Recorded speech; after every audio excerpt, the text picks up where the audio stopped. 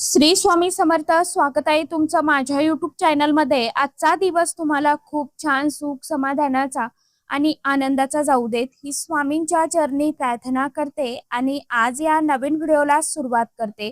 तर बघा मित्रमैत्रिणींनो, त्या 31 मे वार रविवार आणि उद्याच्या दिवशी आलेली आहे अधिक पौर्णिमा. तसं बघायला गेलं तर प्रत्येक महिन्यामध्ये पौर्णिमा तिथी येत असते, परंतु प्रत्येक पौर्णिमा तिथीचं महत्व हे देखील वेगवेगळं असतं. अधिक महिन्याची पौर्णिमा ही 3 वर्षातून एकदा येणारी पौर्णिमा आहे, त्यामुळे हिला खास विशेष अनन्यसाधारण महत्व आहे. प्रत्येक पौर्णिमेलाच त्या पौर्णिमेचे खास असे महत्व असते, परंतु अधिक मास पौर्णिमा ही 3 वर्षातून एकदा येत असते, म्हणून ही पौर्णिमा अत्यंत महत्वाची आणि तितकीच शुभ मानली जाते. पौर्णिमा तिथी ही भगवान श्री हरी विष्णुदेव आणि माता लक्ष्मीला आपली कुलदेवी यांना समर्पित असते.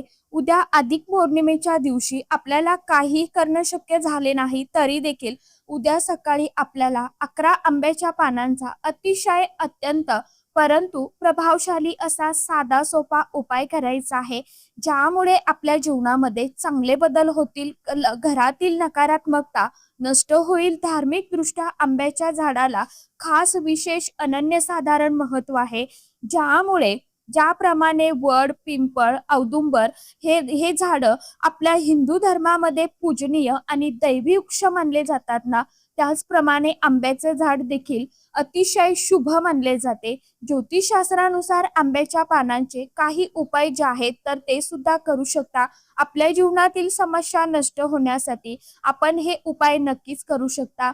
आता 11 आंब्याच्या पानांचा उपाय कशा पद्धतीने करायचा आहे, कोणत्या वेळेमध्ये करायचा आहे, याविषयीची संपूर्ण माहिती आजच्या या नवीन व्हिडिओमध्ये मी तुमच्या बरोबर शेअर करणार आहे. त्यामुळे तुम्ही हा व्हिडिओ स्किप न करता शेवटपर्यंत नक्की बघा. चॅनलवरती तुम्ही जर हा व्हिडिओ पहिल्यांदा बघत असाल तर चॅनलला आवर्जून सबस्क्राईब करा आणि असेच नवनवीन माहितीपूर्ण व्हिडिओ बघण्यासाठी समोरील बेल आयकॉनलाही प्रेस करा. त्यामुळे काय होईल, जेव्हा कधी मी नवीन व्हिडिओ अपलोड करेल तर सर्वात अगोदर त्याचं नोटिफिकेशन तुम्हाला मिळेल आणि तुम्ही एकही व्हिडिओ मिस करणार नाही. कमेंट बॉक्समध्ये ओम नमो भगवते वासुदेवाय नमः हा मंत्र सर्वांनी आवर्जून लिहा. तर बघा मित्रमैत्रिणींनो, आपल्या जीवनातील समस्या नष्ट होण्यासाठी आपण हे उपाय आवर्जून करून बघा. पैसा येत नाही, आर्थिक समस्या आहे, आलेला पैसा हा घरामध्ये टिकत नाही, त्याचप्रमाणे पैसा खूप येत आहे परंतु वायफळ खर्चही त्याच प्रमाणात वाढत आहे. कर्ज कर्ज काही केल्या फिटत नाही, बाहेर पैसे अडकलेले आहेत जे परत मिळत नाही, घरातील मुलांची लग्न जमत नाही, मुलांची प्रगती होत नाही, किंवा मग लहान मुलं आहे सतत आजारी पडतात, किरकिरपणा करतात, हट्टीपणा करतात, त्या पतीची प्रगती होत नसेल, जर व्यवसाय असेल तर व्यवसायामध्ये मनासारखा लाभ होत नसेल, घरातील कलह, किरकिर, मतभेद जे आहेत तर ते कमी होत नसतील, तरी देखील हा उपाय तुम्ही करू शकता. आपल्या घरातील जे सतत आजारपण आहे तर ते नष्ट होण्यासाठी, वैवाहिक समस्या, वास्तुदोष, तर यासाठी सुद्धा आंब्याच्या पानांचा उपाय जो आहे तर तो आपण करू शकतो. बऱ्याच वेळेला आपल्या घरामध्ये नकारात्मक ऊर्जा जी आहे तर ती वाढत असते आणि जेव्हा नकारात्मक ऊर्जा वाढते ना, त्यावेळी घरातील समस्या ज्या आहेत तर त्या देखील वाढत असतात. काही केल्या घरातील अडचणी, समस्या त्या कमी होत नाही आणि नकारात्मकता ही नष्ट होण्यासाठी प्रामुख्याने हा उपाय जो आहे तर तो केला जातो. आंब्याची जी पानं आहेत तर ती आपण धार्मिक विधीमध्ये सुद्धा वापरत असतो. त्याचबरोबर कलश स्थापना करत असताना विड्याच्या पानाऐवजी आपण आंब्याची पानं वापरू शकतो. त्याचप्रमाणे मुहूर्तमेढ जर आपल्याला रोवायची असेल त्यासाठी देखील आंब्याची डहाळी वापरली जाते. विवाहाची मुहूर्त मेढ रोवताना सुद्धा आंब्याच्या डहाळीचा वापर हा आवर्जून केला जातो. होम हवन करताना त्यामध्ये आंब्याचे लाकूड, खोड जे आहे तर ते वापरलं जातं. ज्याप्रमाणे इतर दैवी वृक्षांची लाकडं आपण वापरत असतो त्याचप्रमाणे होम हवनासाठी आंब्याच्या झाडाचं लाकूड सुद्धा महत्वाचं मानलं गेलं आहे. नवीन वास्तू बांधल्यानंतर सुद्धा त्या वास्तूला आपण आंब्याची डहाळी बांधत असतो, आंब्याचं पानांचं तोरण सुद्धा आपण लावत असतो नवीन वास्तूला. तर एवढं महत्व हे आंब्याच्या पानांना आहे. आपल्याला हा उपाय करायचा आहे. त्या दिवशी आपल्याला सकाळी म्हणजे उद्याच्या दिवशी सकाळी लवकर उठायचं आहे। त्यानंतर आपली रोजची जी काही नित्यकर्म आहे तर ती आटपून घ्यायची आहे। स्वच्छ स्नान करायचं आहे। अंघोळीच्या पाण्यामध्ये चिमूटभर हळद आणि थोडंसं गंगाजल टाकायचं आहे। शक्य असेल तर तीर्थक्षेत्री किंवा नदीवरती जाऊन तुम्ही स्नान करू शकता। ज्यांना शक्य नाहीये त्यांनी घरच्या घरी अंघोळीच्या पाण्यामध्ये चिमूटभर हळद आणि थोडंसं गोमित्र त्याचप्रमाणे थोडंसं गंगाजल जे आहे तर ते अंघोळीच्या पाण्यामध्ये टाकायचं आहे आणि स्वच्छ स्नान करायचं आहे। स्नान करत असताना हर हर गंगे या मंत्राचं पठण करायचं आहे। त्यानंतर आपल्याला स्वच्छ वस्त्र परिधान करायचे आहे आणि आपला जो मुख्य मेन दरवाजा आहे तर त्या ठिकाणी आपल्याला हा स्वच्छ करून घ्यायचा आहे। छानशी आपल्याला रांगोळी काढायची आहे। आपला जो उंबरठा आहे तर त्या उंबरठ्याला हळदीचा लेपन करायचा आहे। मुख्य दरवाजावरती आपल्याला कुंकवाच्या सहाय्याने किंवा हळदीच्या सहाय्याने एक स्वस्तिक चिन्ह जे आहे तर ते काढायचं आहे। त्यानंतर आपल्याला हा जो उपाय आहे तर तो करायचा आहे। आता या उपायासाठी आपल्याला स्वच्छ आणि चांगली आंब्याची पानं घ्यायची आहे। फक्त पानं घेत असताना चांगली पानं घ्या। किडलेली, फाटलेली, तुटलेली किंवा सुकलेली पानं जी आहेत तर ती घ्यायची नाही। व्यवस्थित आपल्याला अखंड देठासह सहित आपल्याला 11 पानं घ्यायची आहेत। ही पानं आपल्याला सर्वप्रथम स्वच्छ पाण्याने धुवून घ्यायची आहे। आता तुमच्या घरामध्ये जर गंगाजल असेल तर त्या पाण्यामध्ये थोडंसं टाका। गंगाजल तुमच्याकडे नसेल तर मग साध्या पाण्याने तुम्ही धुवून पुसून घ्या। यानंतर एका ताटामध्ये आपल्याला ही 11 पानं सरळ ठेवून घ्यायची आहे। यासोबतच आपल्याला एक कलाव्याचा धागा देखील घ्यायचा आहे। आपल्याला एका वाटीमध्ये थोडंसं हळदी कुंकू पेस्ट करायचं आहे।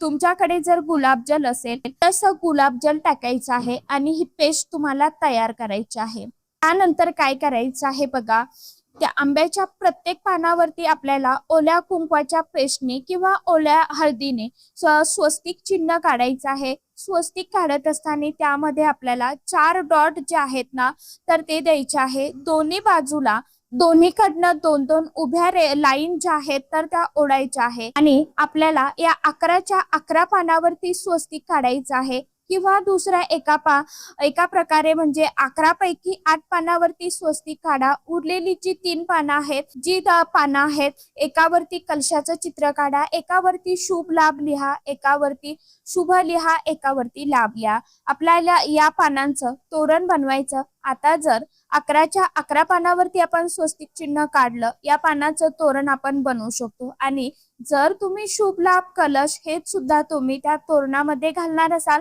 तर मग काय करायचं, रक्षासूत्राचा जो धागा आपण घेतलेला आहे तर त्यामध्ये आज अगोदर आपण स्वस्तिक काढलेली 4 पानं बांधायची। त्यानंतर शुभचं पान बांधायचं, त्यानंतर कलशाचं पान, त्यानंतर लाभचं लिहिलेलं पान आणि त्यानंतर उरलेली स्वस्तिकची 4 पानं जी आहेत तर ते तोरण आपल्याला तयार करायचं आणि आपला जो मुख्य मेन दरवाजा आहे तर त्या दरवाजाला हे तोरण लावायचं आहे, बांधायचं आहे। कारण की बघा, आपला मुख्य मेन दरवाजा जो आहे तर तो आपल्या घराचा केंद्रबिंदू मानला जातो आणि चांगल्या वाईट गोष्टी ज्या आहेत तर त्या दरवाजामधूनच प्रवेश करत असतात। जी काही नकारात्मकता आहे, सकारात्मकता आहे तर ती त्या उंबरठ्यामधूनच आपल्या घरामध्ये प्रवेश करत असते। तर तोरण बनवताना आपल्याला भगवान विष्णुदेव आणि माता लक्ष्मीचं नामस्मरण करायचं आहे किंवा मग तुम्ही एखाद्या गुरूंना मानत असाल तुम्ही त्या देवांचं स्मरण केलं तरी देखील चालणार आहे। कारण की जी काही नकारात्मकता आहे तर ती नष्ट होत असते। जी काही आपल्या घरामध्ये ऊर्जा येत असते मग ती सकारात्मक असो किंवा नकारात्मक असो ती मुख्य दरवाजामधूनच प्रवेश करते। म्हणून आपल्याला मुख्य दरवाजावरती हे खास करून आंब्याच्या पानांचे तोरण जे आहे तर ते लावायचं आहे। ज्यामुळे माता लक्ष्मी आहे तर ती आपल्या घराकडे आकर्षित होणार आहे। कारण आपण जर स्वस्तिक हळदीने काढलं तर माता लक्ष्मीला हळद जी आहे तर ती आकर्षित करत असते। त्याचप्रमाणे कुंकू जे आहे तर याला सुद्धा धार्मिक दृष्ट्या खूप महत्व आहे। हे तोरण लावल्यामुळे माता लक्ष्मी सुद्धा आपल्या घरामध्ये आगमन करते। त्यासोबतच जर काही नजर दोष असेल, वाईट बाधा असेल तर ती सुद्धा दूर होते आणि 2 ते 3 दिवस हे तोरण तुम्हाला राहून द्यायचं आहे। तिसऱ्या दिवशी तुम्हाला हे काढून निर्मल्यामध्ये टाकायचं आहे। कारण की तापमान खूप आहे, उन्हामुळे ही पानं जी आहे तर ती सुकणार आहे। सुकलेली पानं जी आहेत तर ती दरवाजावरती ठेवू नका, लगेचच काढून निर्माल्यामध्ये हे तोरण तुम्हाला टाकून द्यायचं आहे. कारण की सुकलेलं तोरण आपण जर ठेवलं तर यामधून सुद्धा नकारात्मक ऊर्जा जी आहे तर ती वाढू शकते, म्हणून आपल्याला हे तोरण लगेच काढून टाकायचं, एखाद्या झाडाखाली किंवा निर्माल्यामध्ये टाकून द्यायचं आहे. अशा प्रकारे अगदी साधा, सोपा परंतु प्रभावशाली उपाय तुम्ही उद्याच्या दिवशी नक्की करून बघा. ज्यांना शक्य आहे त्यांनी सकाळी करून करा. ज्यांना नाही शक्य त्यांनी संध्याकाळपर्यंत हा उपाय केला तरी देखील चालणार आहे. फक्त पानं तुम्हाला लवकर आणून ठेवायची आहे आणि संध्याकाळी उद्या 7 वाजेपर्यंत तुम्ही हा उपाय केला तरी देखील चालणार आहे. काही हरकत नाही. फक्त तुम्हाला दिवस माळवण्याच्या अगोदर ही आंब्याची पानं जी आहेत तर ती घरी आणून ठेवायची आहे आणि हे तोरण तुम्ही नंतर केव्हाही बनवून लावलं तरी देखील चालणार आहे. आता अजून एक उपाय सोबतच सांगते, म्हणजे आंब्याची 11 पानं आपल्याला घ्यायची आहे आणि या पानांना आपल्याला मध जो आहे ना तर तो लावायचा आहे आणि आपल्याला ही पानं शिवलिंगावरती अर्पण करायची आहे. ज्या ठिकाणी माता अशोक सुंदरीचं स्थान आहे ना त्या ठिकाणी आपल्याला ही पानं सर्वप्रथम लावायची. प्रथम आपल्याला तिथे ठेवायची, त्यानंतर तिथून आपल्याला उचलून घ्यायची, शिवलिंगावरती अर्पण करायची. कारण कोणतीही वस्तू जेव्हा आपण माता अशोक सुंदरीच्या स्थानावरती चिकटवतो, लावतो, त्यानंतर शिवलिंगावरती अर्पण करतो, त्यावेळेला आपल्या कोणत्याही देवादिदेव महादेव इच्छा ज्या आहेत तर त्या नक्कीच पूर्ण करत असतात. या उपायामुळे सुद्धा आपल्याला जर व्यवसायामध्ये यश मिळत नसेल तर यश मिळेल, आपल्या व्यवसायाची भरभराट होईल, त्याचप्रमाणे घरामध्ये सुख, शांती, समृद्धी ही कायम टिकून राहील. तसेच उद्या सायंकाळच्या वेळी आपल्याला आपल्या घरामध्ये कापुरासोबत काही वस्तू ज्या आहेत तर त्या देखील जाळायच्या आहे. आपल्या घरामध्ये सेवा करायची आहे, कारण की पौर्णिमा हा दिवस आपल्या कुलदेवीला देखील समर्पित मानला जातो, म्हणून खास करून आपल्या कुलदेवीची देखील उद्याच्या दिवशी आपल्याला सेवा करायची आहे. कारण की कुलदेवी ही आपल्या कुळाचा उद्धार करणारी माता असते, म्हणून आपल्याला उद्याच्या दिवशी आपल्या आई भगवती कुलस्वामिनीची देखील सेवा करायची आहे. शक्य होईल तेवढ्या वेळा आपल्याला आपल्या कुलदेवीच्या मंत्राचा जप करायचा आहे. तर अशा पद्धतीने तुम्हाला उद्याच्या दिवशी ह्या 11 आंब्याच्या पानांचा उपाय जो आहे तर तो आवर्जून नक्की उद्याच्या दिवशी करायचा आहे. कारण की अधिक महिना चालू आहे, सोबतच पौर्णिमा आहे आणि पौर्णिमा तिथी ही माता लक्ष्मीला प्रसन्न करून घेण्यासाठी अतिशय अत्यंत प्रभावशाली आणि तितकीच महत्वाची मानली जाते. या दिवशी ज्या काही सकारात्मक लहरी आहेत तर त्या सर्व पृथ्वीवरती ऍक्टिव्ह झालेल्या असतात, म्हणून आपल्याला या दिवशी होईल तेवढी जास्तीत जास्त सेवा करण्याचा प्रयत्न करायचा आहे. तर चला, आजच्या व्हिडिओमध्ये इतकीच माहिती होती. कशी वाटली नक्की सांगा. व्हिडिओ आवडला तर चॅनलला आवर्जून लाईक, शेअर, सबस्क्राईब जरूर करा. परत भेटूया नवीन माहिती सोबत, नवीन व्हिडिओ सोबत. तोपर्यंत सर्व माझ्या युट्यूब परिवाराला श्री स्वामी समर्थ.